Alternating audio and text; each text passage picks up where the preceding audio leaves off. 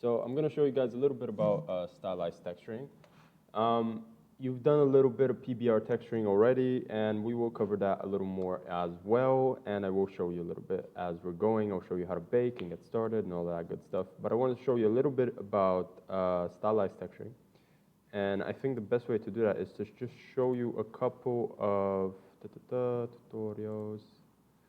A few little images just showing how the texturing gets explained by others. So for example, this little guy, this little bright little guy, he has only two things, a color map called the diffuse here, and a specular map, and that's not essential. And the diffuse is just painted on. There's other kind of maps used to get that painting working, and I'm going to show that in Substance Painter. You can do it in Photoshop as well. But it is just diffuse. This is just diffuse color, and it looks quite good. The materials look like materials. Now, if we go to something like this as well, this is all pretty much entirely just diffuse color as far as I can tell. It looks like maybe there is a bit of like roughness and stuff going on here, but the shininess is not a big deal in this asset. It is almost entirely just color. So it looks like it's got a really faint reflectivity map and a pretty severe gloss map, which makes it shiny in other parts.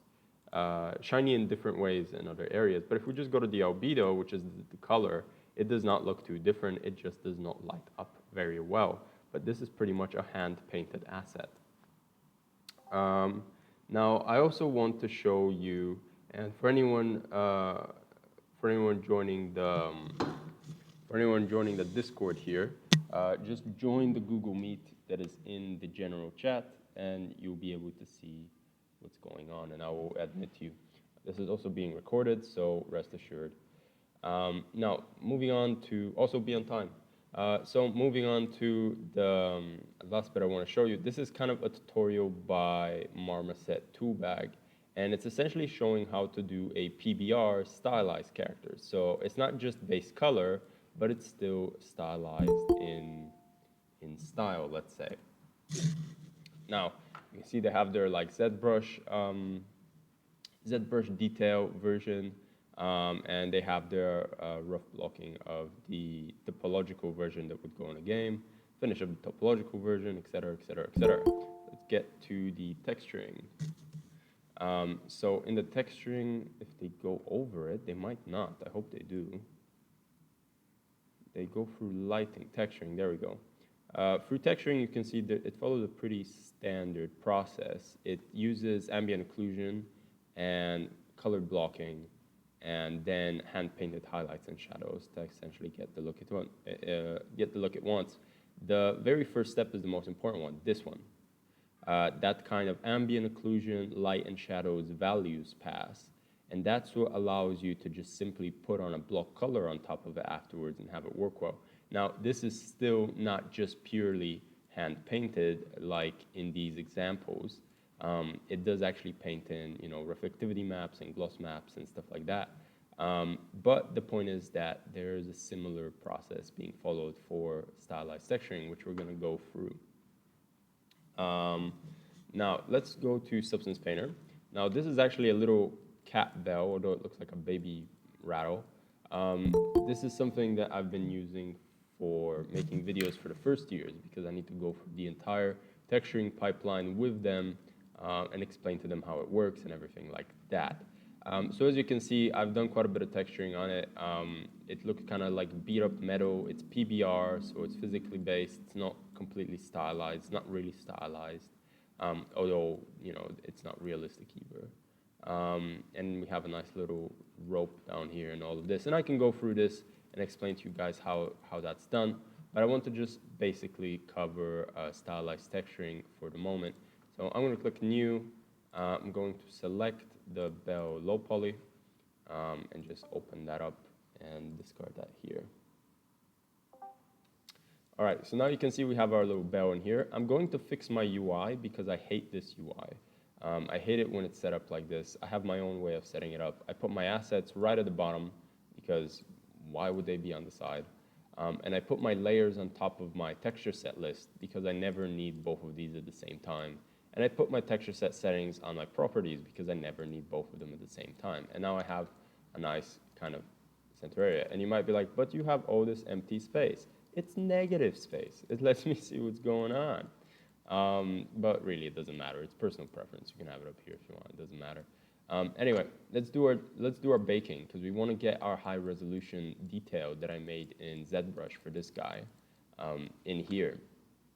So in Maya file and in ZBrush, you know, the high poly and the low poly are in the perfectly same position, so I don't need to worry about that. I've exported everything. I go here to texture set settings and bake mesh maps. And my bake mesh maps open up. I want it to be on 1024 rather. Dilation, I actually just want about, let's say 8. 8 should be all right. 8 should be okay. And we want a high resolution mesh, which is bell_high. I have that ready. Nothing really else we need to do here, except I want to anti-alias it by 8. And let's see what's going to happen. Let's bake the textures. Let's see what's going to happen. Let's see if we get any errors. Going through it all. Okay, so it's pretty good. Not really any errors I can tell except down here. But the bell rope is actually a separate texture entirely because I know it's all tied up and it's not going to bake properly. So actually what I'm going to do here for this thing, for the little rope, I'm going to bake it again, but with no high poly. I'm just going to use the low poly as high poly and bake it only for LM_ bell rope, not for all of them. Because if I bake it for all of them, it's going to do the first one as well. Okay, so now we have this little white star. And this is our starting point. This is our nice little starting point. We have a little bit of an error here, which is a little annoying. I think it's not reaching the indentations that the high poly has. So I'm just going to try one more time with this one. Get our little high poly in. Here you can click selection and choose which ones you want to bake if you have quite a lot and you want to bake only specific ones. And let me just increase this distance to like 0.3. See if that helps. Let's try that one more time and then we can get started with the texturing. Bam. All right, see, that's fixed our little issues. That's good to know. All right, so now you can see we have this like essentially still our low poly, but with some base maps baked in down here. As you can see, we have all these base maps that we've baked in, and they're looking all right. I'm just going to switch to Discord so I can see if people are asking me questions. These are base maps, which is why we can see, you know, the normals. You can see we have the normal map here. If I get rid of that, there's no normals. If I get rid of the ambient occlusion, the details are not as visible, etc., etc. Let me just make sure that's still in there. Yeah, it's still in there. But then there's also all these other maps. We have world space normal, ID, position, thickness. What do all these maps do? So all these other maps are essentially used to help you texture. Because as I've shown before, now let's see if the tablet pen works. Ooh, the tablet pen works. Wonderful. Let's move a little bit closer. Move the laptop closer so you guys can hear me clearly. So as I've shown people, let me just open up these settings and turn. Oh no! Oh, that's gonna be really annoying. All right, never mind. I'll just use the mouse like an animal. As I've said many times, there are different ways to texture in a Substance Painter. You can just use your layers, and you can just paint with the layers. You can choose like a detailed brush. You can choose like an artistic brush. You can change the size and make the flow really low, and you can go into your properties for your paint layer, and you can change like the color and the other properties you're painting with, and you can lightly start painting in your paint. That's way too slow, guys. Gosh, don't do that, please. There's a use for these layers, but that is not it. When you first get started, you need to set up your folders for all the different materials that your asset is going to have. So I'm going to have a bell sphere. I'm going to have another folder for button. And I'm going to have another folder for hoop. And all of these folders are essentially going to hold my base materials. So let's go to Biosphere first. I'm going to put in a solid color. I'm going to change the solid color to, let's do gold this time. Let's try something gold. And I'm going to just give it a bright, like honey color for the moment.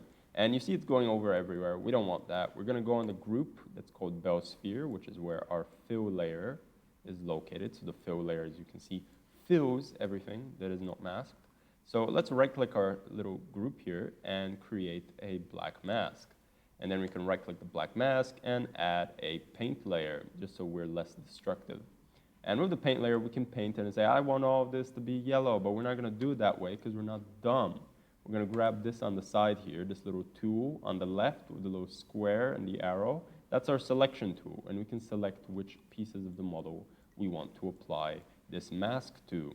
And on the side here in your properties as well, you have currently just a square selected, meaning you select what you want covered square by square, or you can simply select object or UV to grab a whole section of your model. And voila, everything we put in this group is going to be affecting only this area of the model. So we have our base color put in here. If I wanted to, I could put base colors and everything else. That's what I would usually do, but for the sake of condensing information, I'm just going to work on the ball here for now, the sphere. So I want this look a little bit metallic. Let's start with PBR. We'll get the stylized. We'll start with PBR stylized, then we'll get stylized. So let's say I want this to look a little bit metallic. I would probably actually just I could increase the metallic on here, and that would in fact try and make it look metallic. But to me, it just looks like a really shiny piece of plastic. It's not actually looking very metallic at all. So I'm going to turn off metallic here. I'm actually going to make a new fill layer, give it some kind of metal-y, bronzy color, probably something like this for now, make it a little red even. We'll see. And leave everything the same for the moment, turn it off even. And I'm going to right-click this and add a filter, the color itself. I'm going to add a filter to the color itself. And I'm going to click on the filter selector here. We're still in properties. And if you scroll down, you're going to have these matte finishes. And I'm just going to choose this one. This is usually the one I use, rough, matte finish rough. And it's going to do this, which is a little bit intense. Which is why we can turn off the roughness, which is going to apply. I'm going to turn the roughness off. I'm going to keep, the color doesn't really change too much, apparently. And we can turn off the height. It doesn't really do anything either. The metal, it doesn't do too much, but it does create this kind of surface texture. And if I go back to the color itself, I can now turn on something like roughness. I can change the roughness of this material, which will only show up in these areas. Let me just check my texture settings. Am I on 1024? I'm on 204, right? Okay, fine, that's fine. And I can change it so that it shows up only in those areas. I can change the metallic so that it actually becomes metallic in these areas as well.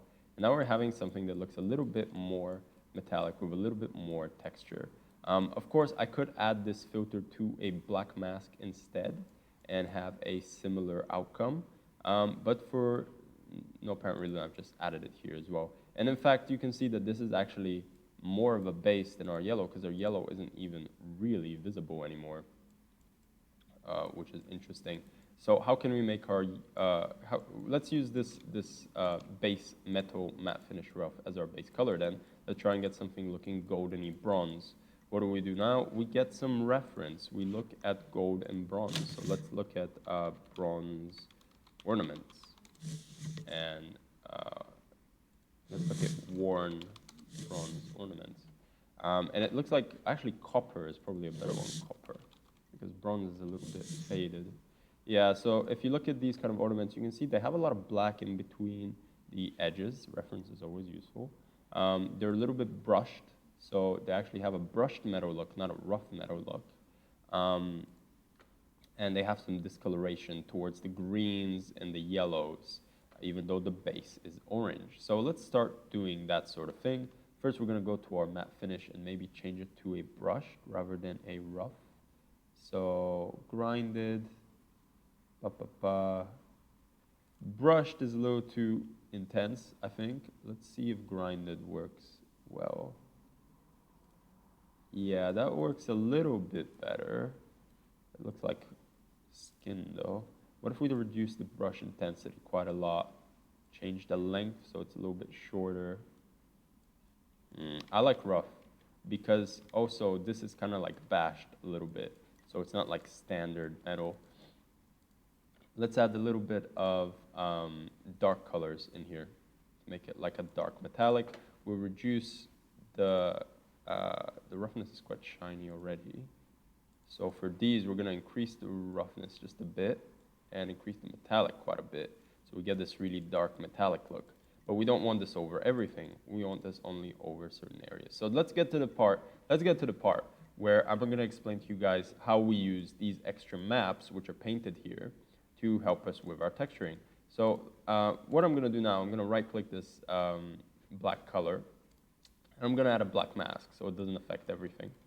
And on this black mask, I'm going to right-click, and I'm going to add a generator. And a generator usually just applies some kind of effect over the model.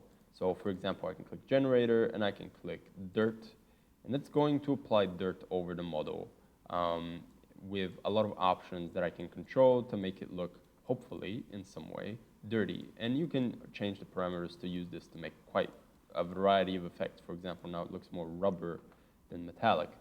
But dirt is probably the most boring one you could use in here. And if you scroll down, you can actually see the dirt is actually already using some of these textures that we pre-baked earlier on in here. And all of these textures have a different function. So let's be more specific here.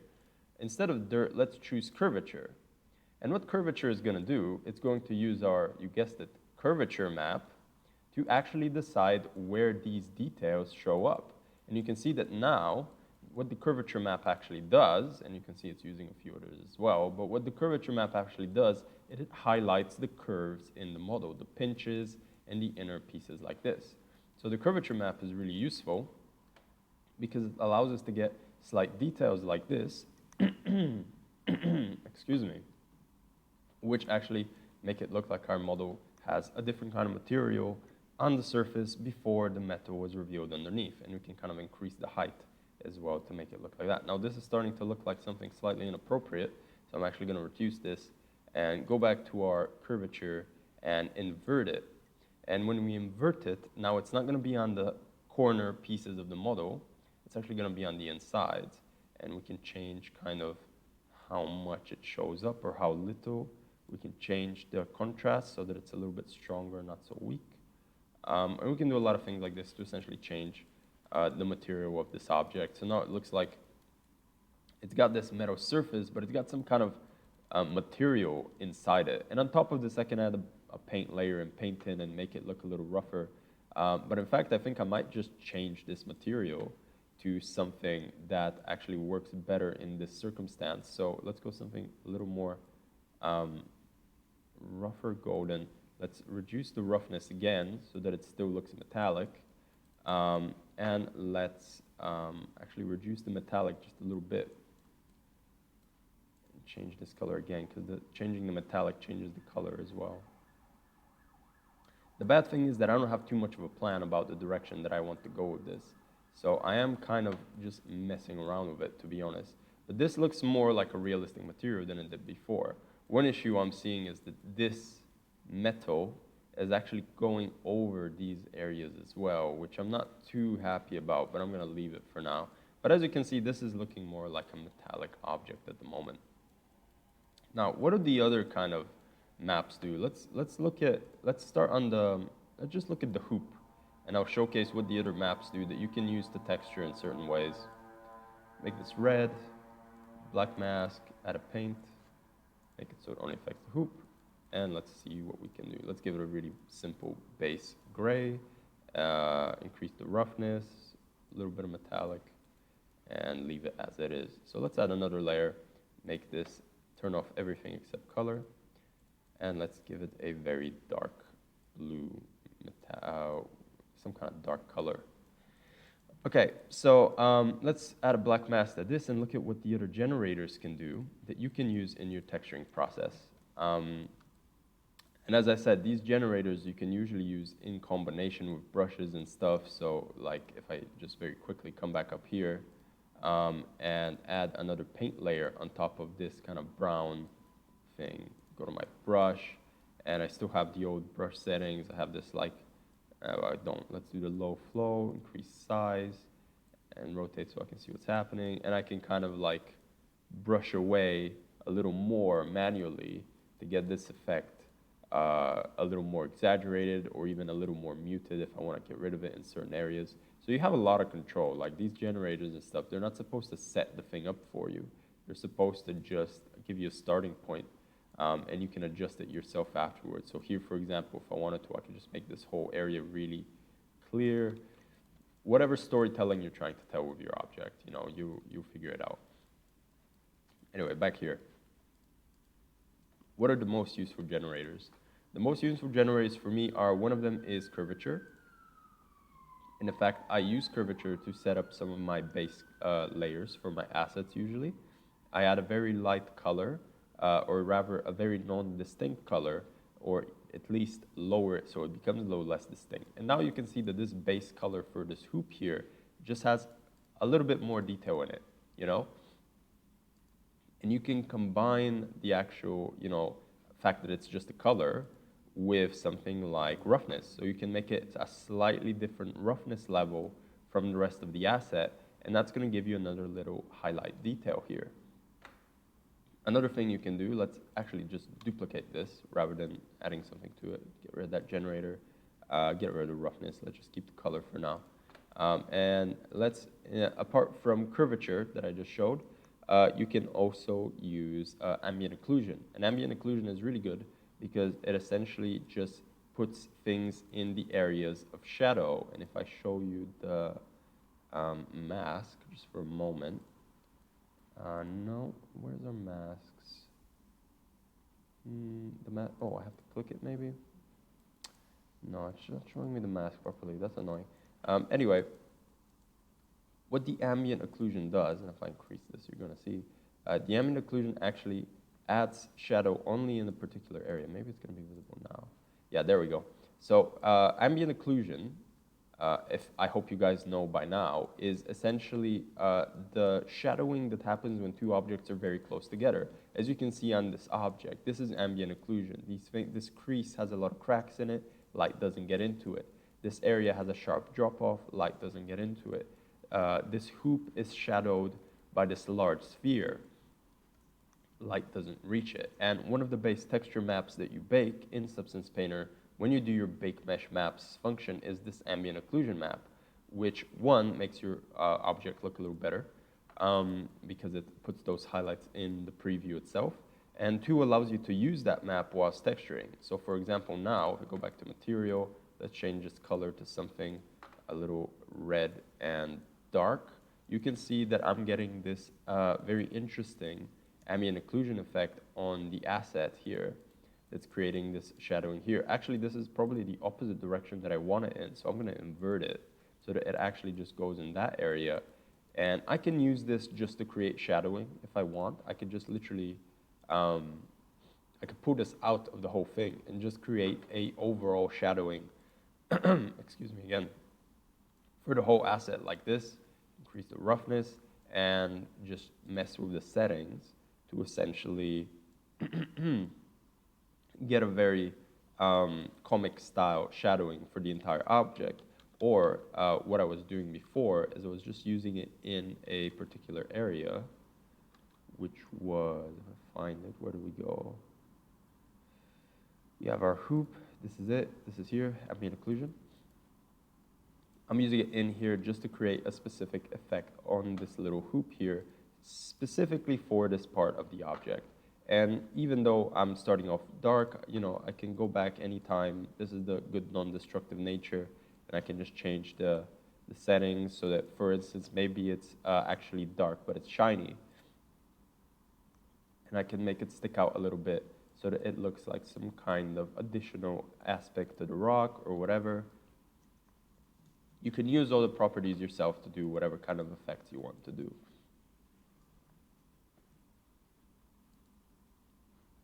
Now, I'm going to show you just one more. You can explore the rest yourselves. Now, let's add another black mask and add one more generator.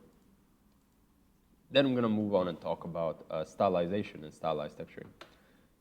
So we did curvature, we did ambient occlusion. One of my favorite ones is actually world space normals, which is down here at the bottom. Let's click that. And what world space normals does, it essentially chooses a direction and it masks the model in that direction. The very interesting thing here is you can see the mask affecting everything. You can see the details in the model. You can see the normal detail in the model purely because it's using one direction. So by default, when it doesn't affect anything, it's like this, a black mask. And slowly as the world space normal map, which is kind of like a normal map, but it takes every direction, in, just 3 directions into account. It's the one down here, the shiny one. It doesn't simulate where the normals of the objects are going to be. It simply reads the normals in all axes and then puts them on a color grid. And that allows you, when texturing, to use that map to actually simulate the direction of a model as a mask. So for example, everything from above is now going to be used as a mask. And it actually, because it's a normal map as well, it's highlighting the high resolution details as well, not the low resolution ones. And if you open up your world space normal map, you can see right now it's going top to bottom. It's reading the normals from top to bottom, and it's using them for a mask. If I turn this off, I can go right to left, and it's going to read them from right to left. Notice I'm still in my mask view here. This is the mask view. I'm showing what this black mask is going to highlight, and you can go from front to back as well if you want to do it that way. I'm going to go top to bottom like this. And what I'm actually going to use this for, I actually want to use this not on the hoop. I want to use this on the sphere. I'll put it at the top of the sphere here. Let's hide the button for now. Let's go back to our material. So you can see that this is going to affect the top of our asset here. And I'm going to start changing these details. So I'm going to make it a little brighter. And I'm going to add a little bit much higher roughness here. I'm going to also make it very metallic. And I'm going to reduce the height a little bit. And then here in the world space, I'm going to change the balance so it doesn't go that far. It's just going to go right up to like about here. And I'm going to increase the contrast quite a lot so that it's a little bit less blurred out. And now you can see I'm starting to get this kind of sharp-ish line. It's messing around with the borders a little bit, you can tell. That can happen. I think it's because it's not actually touching this inner circle, which I'm going to adjust afterwards. But let's see what happens if I increase the contrast a little more. It's starting to get quite sharp or drop. It's almost as if it's eroding. It's almost as if the metal is eroding. It's a little bit too strong, however, so I'm going to reduce it. Change my colors a little bit more to make it close to what I want. I could make it black if I wanted to. The inner bit of the bronze, I don't really know what color that would be. I haven't done enough research for that. I'll just make it that sort of color. And now I've got this kind of extra beat up thing using these different, like I could have just used the world space normal map to just create another color variation, but you can use it to create details as well. And this is the greatest benefit of Substance Painter, where just creatively you can use all the different elements of the different channels that you have, the different maps that you're available, the painting that you can do by hand, the black masks and the groups and all of this. You can combine it to create the effects that you want. It just takes understanding what all the tools do and some creative thinking. Now, just to fix this issue, and then I'll move on to stylization, or rather, I'll move on to taking a few questions and then moving on to stylization. Let me just do a paint and fill in these areas so that we get rid of this kind of border erroring. And I'll grab a brush as well, and I'll just kind of see if I can fix anything here, but I'm thinking that it's actually kind of, a little bit. It's a little annoying, but it's getting a little better. Yeah, I could probably fix this a little bit. It's breaking it a bit, but I'll just have to be creative and break it as if it's part of the texture that I'm working on. And I can be more careful if I was doing it proper as well. And then you can go in here by hand and just, add more to the effect that you're creating. So now we had this interesting bronzish, almost gold revealing beat up little bell, which if it was just a little asset for a character would work quite well. Okay, let me move to Discord, see if there's any questions, and also like mute myself and cough a little. But if there's any questions, ask them now, and then I'm gonna move on to texturing, stylized texturing for the last 10, 15 minutes, just to show you how you can texture without using all the other maps, just by using base color. So if you have any questions, just type them in right now.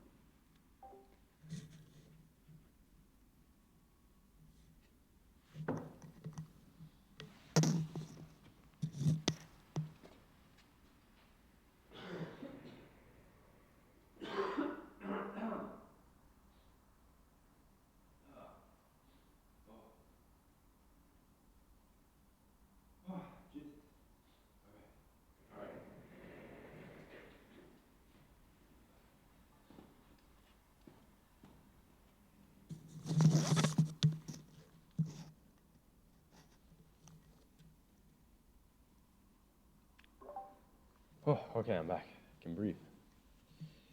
Okay, what point do you want us to be by the end of the week? So looking back at the answers to the little questionnaire I did about what stage you're at,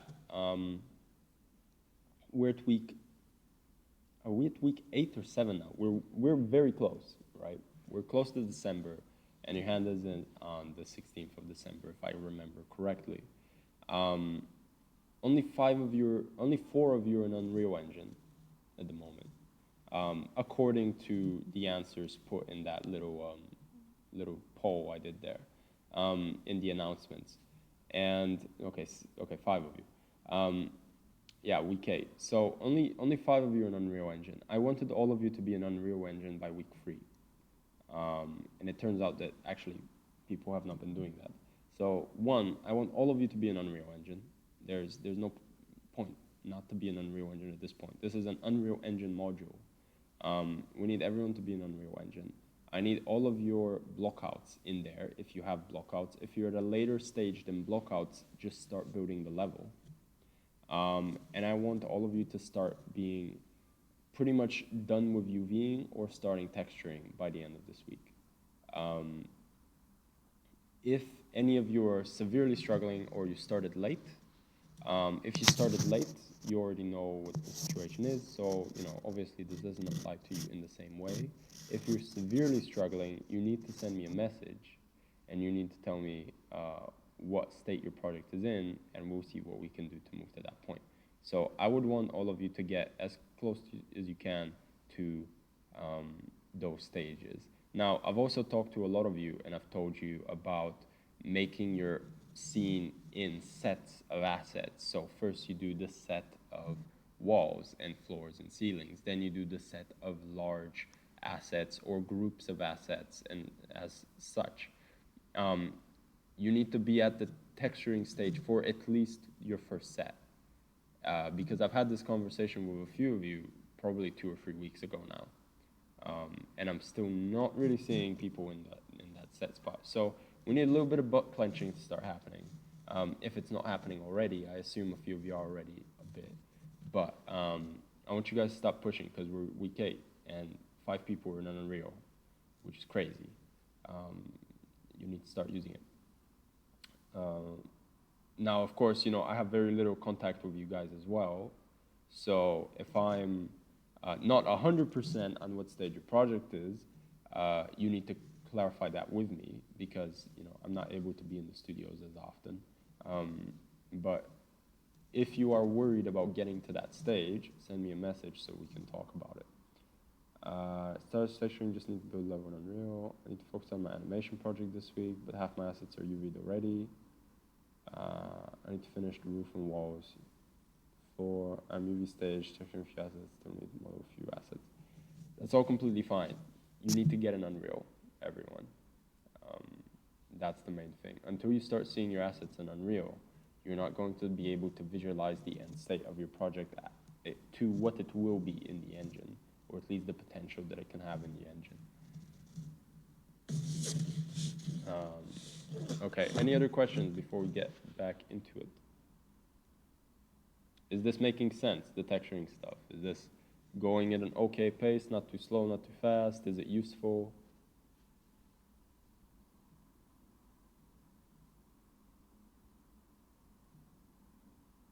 Okay, good, that's good. By Unreal, I mean you need to have your final layout of the scene using either your blockouts or whatever objects you have finished.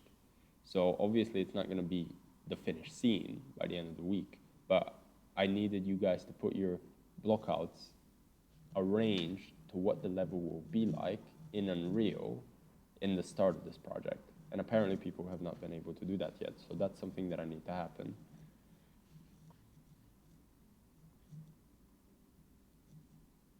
That's good. Okay, make sure you guys actually tick that in the little poll that we put up there. There's a little U. If you tick the U, it means you're already using Unreal. Okay. Last call. Anything else, or can I? Should I continue? Okay, great, cool. If there's any more questions, send them to me,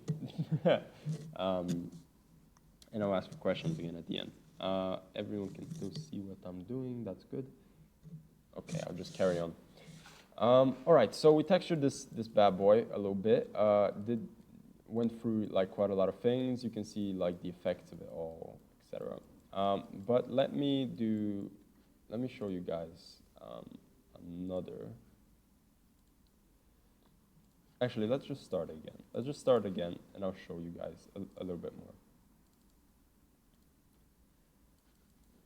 And this is like another refresher for anyone that wants it. Go high, 1024. We don't need that much dilation. We want our anti-aliasing,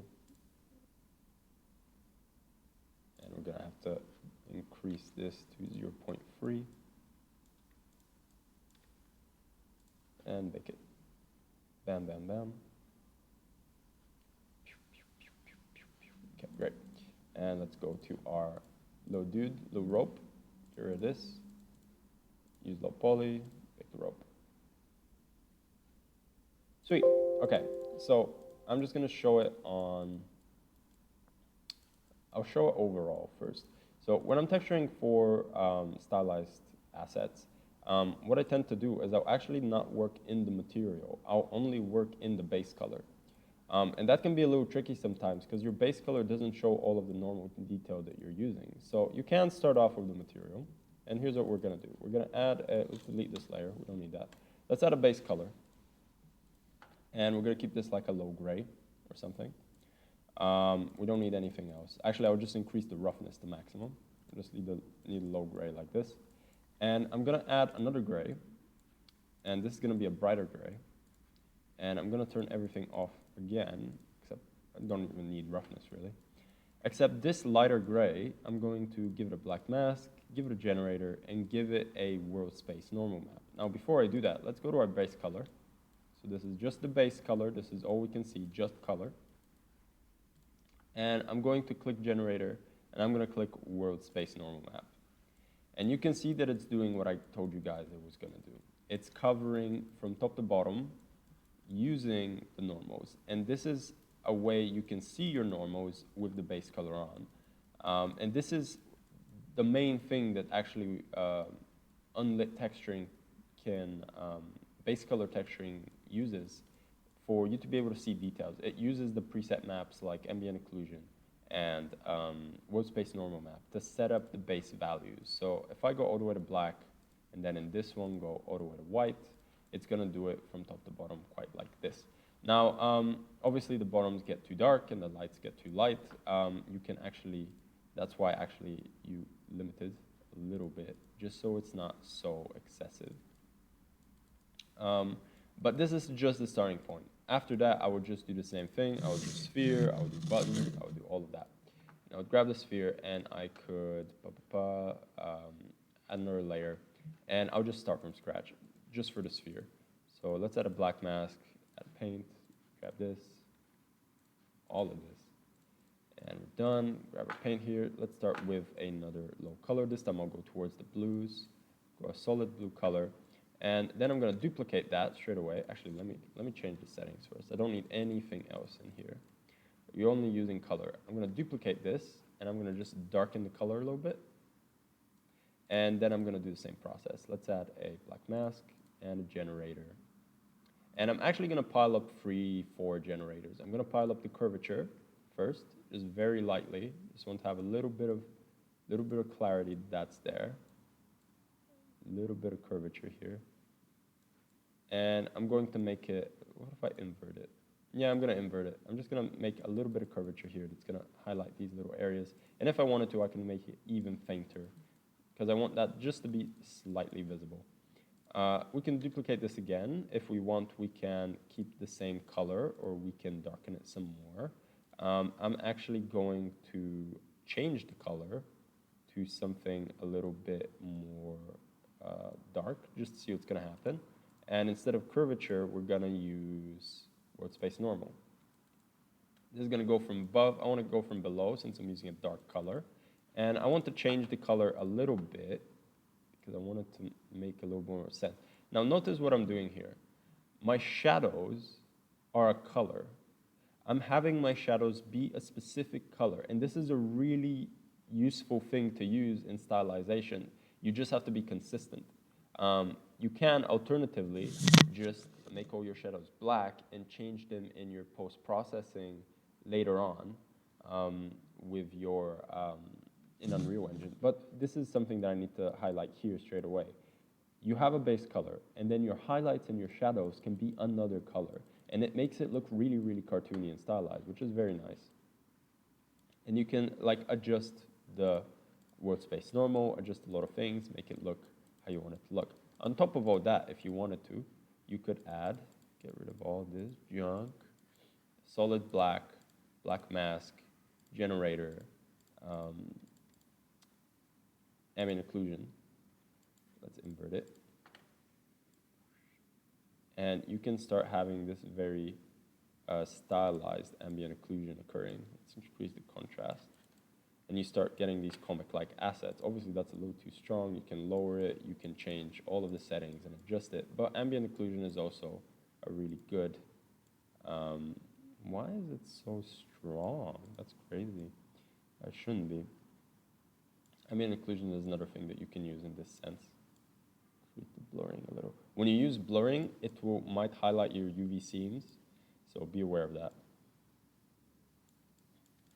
But let's delete this for the moment. Let's go back to our world space. And honestly, this is just done in terms of base color. The base color is done. And on top of this, I can start adding things which will define the material a little more. Now, my brush isn't going to work, which is very annoying. But if I wanted to, I can start adding little highlights along these little areas. So let's actually try it. Let's grab a solid fill again, and we're going to pick something very bright, like bright pink, let's say, and we're going to get a really actual color as well. Get rid of everything else. And then we're going to add a black mask, and we're just going to paint a little bit just to get an idea of how that's going to show up. Now here, on the color, I'm going to change it from normal to something that we actually use in Photoshop, which is color dodge. And color dodge is going to make it very, very bright, almost glowing. And there's other ones you can use as well. You can use hard light and whatever. I'm just currently well aware of what color dodge does. And it's not going to do it like it does exactly in Photoshop, but it's going to do something. So let's add a black mask, and let's add a paint. And very lightly, you can start going through and adding minor highlights with a brush, which is going to work a lot better than what I'm using, which is a mouse, of course, so apologies for that. Let's actually increase our spacing as well. That might help. Where's our spacing? And you can start kind of drawing out highlights in the specific areas where you want highlights to appear, or you can use a less spaced, slightly larger brush to make much more general highlights around the areas of the model that you want to be shiny. Additionally, you could use a mask called generator, something called light. So we have a light as well, which does something like this. You can change the glossiness, highlight level, change the angle, reduce or increase the kind of blending. I want to increase it kind of like this, make it a little sharper because we're working with metal here, and kind of choose a color which does what we want. And as you can see, it works as if it is light. So if you want it to actually just seem like a highlight, you'd probably be better off kind of choosing and sampling the asset you want to use. You can even move your world space normals above so that they come above that highlight rather than below it. You can also add another set of world space normals on top just to blend a little more. But anyway, you're starting to see that we're getting kind of a stylized look, and we can use our other tools to continue this. I just want to show you what the material looks like. This is the material. It's bland. It's got no shiny details. It's got no nothing. It has a shadow in there. We don't want that, because at base color, we can see everything very clearly, and we can adjust everything very clearly. Now, I would probably go in here and make everything just a little bit more intense, rather than being so light. I would make everything just a little bit darker and a little bit brighter and a little bit easier to see. There we go. That's a little bit better. Let's grab in here, see if changing this has any benefit whatsoever. If we wanted it to look extra bright, we could do that, but I kind of like this, maybe just a tad, since it's very hard to actually read this asset at the moment.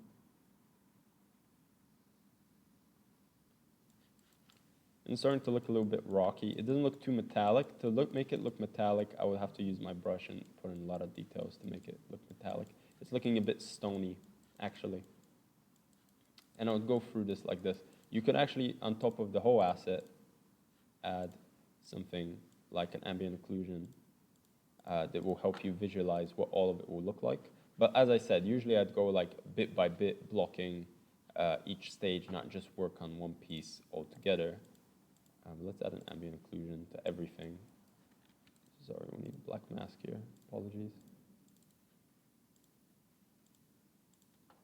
Ambient occlusion on everything. Invert it. Change the balance. Change the color, like I was showing you guys before. Make it a colored shadow. This is too dark as well. I already had a colored shadow here. This is too dark, but we can also, let's see if we can change our blurring just slightly before it starts affecting the UVs. If it affects the UVs, you can adjust it afterwards. You can paint it away afterwards. Maybe we'll just sharpen it, and then we'll change our blending to maybe multiply and lower it significantly. And now we have this kind of shadowing all over the object, slightly colored and everything. Anyway, this is generally the process you use. It's very similar to the process for everything else.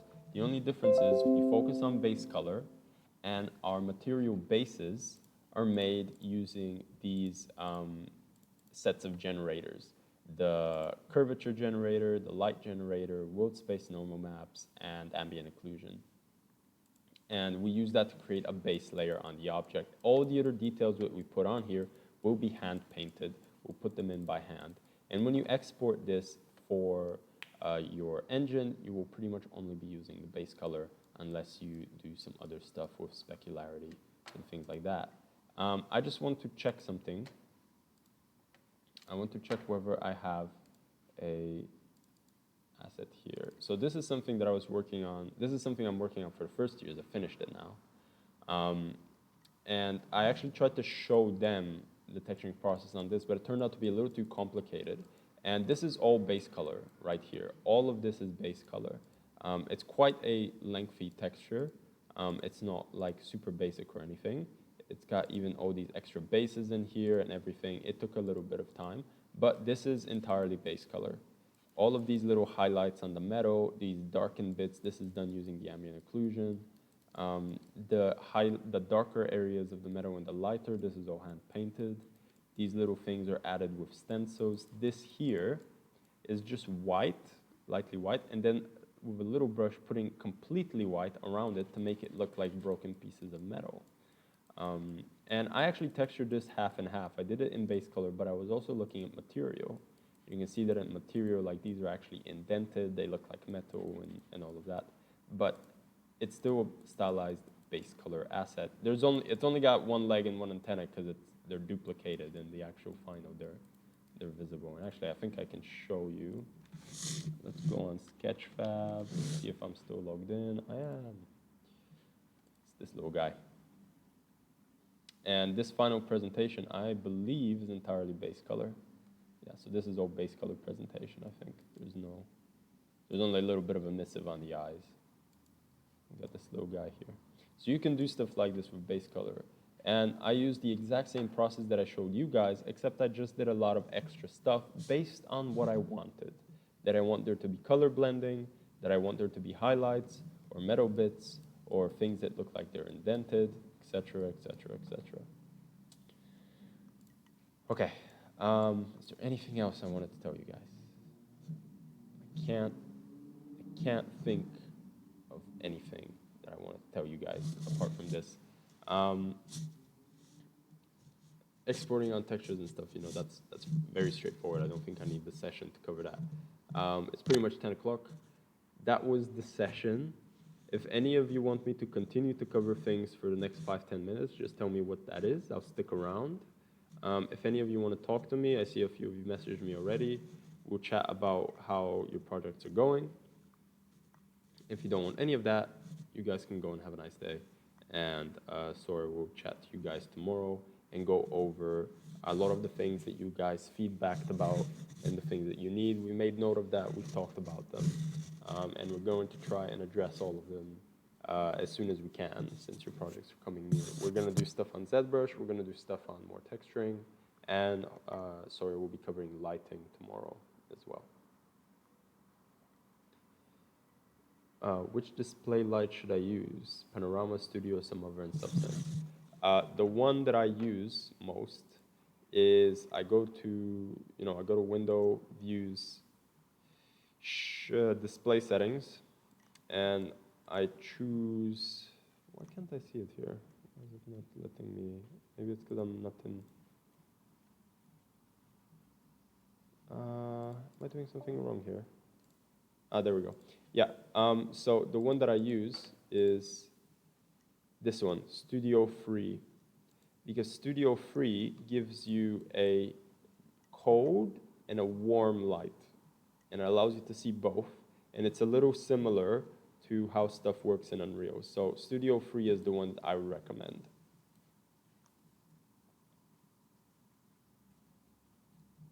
The one I was using here was, I don't know, it was one of the other ones, but it didn't matter because I was working in base color, and you don't see a light in base color. All right, guys, see you next week, and if you want to chat, just stick around.